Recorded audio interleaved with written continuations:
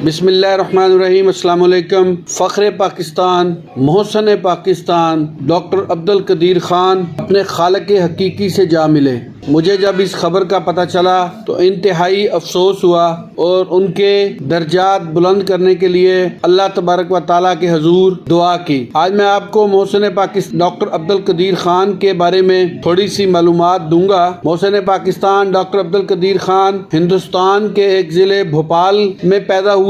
Matric Bhopal ही से किया। हिजरत करके पाकिस्तान के शहर कराची में आए, वहाँ से BSc की। आप इंतहाई खुददार किस्म के इंसान थे। आपका ताल्लुक एक गरीब घराने से था। BSc करने के बाद 3 साल तक प्राइवेट जॉब किया और उसके बाद आला तालीम के लिए बर्लिन चले गए। वहीं पर शादी की। आपकी खिदमत पाकिस्तान के लिए नाकाबिले फरामोश हैं। पाकिस्तान को पूरी दुनिया में एटमी कुव्वत के हवाले से मुतारफ कराने में आपकी कोशिशें इंतहाई अहम हैं। एटमी कुव्वत पाकिस्तान बना था, लेकिन उम्मत मुस्लिमा में इंतहाई जोश और खुशी का इजहार हुआ था। ये सब आपकी काविशों का नतीजा है। न सिर्फ पाकिस्तान में बल्कि आलम इस्लाम और आलम अरब में आपका नाम हीरो के तौर पे जाना जाता है। लोग पाकिस्तान से बाहर जॉब के लिए जाते हैं। वो बाहर से जॉब छोड़कर पाकिस्तान आए थे। उनकी खिदमत और इस्लाम का नाम सरबुलंद रखने के लिए उनकी मेहनत हमेशा याद रखी जाएगी। आज वो हम में नहीं है। उनकी नमाज जनाजा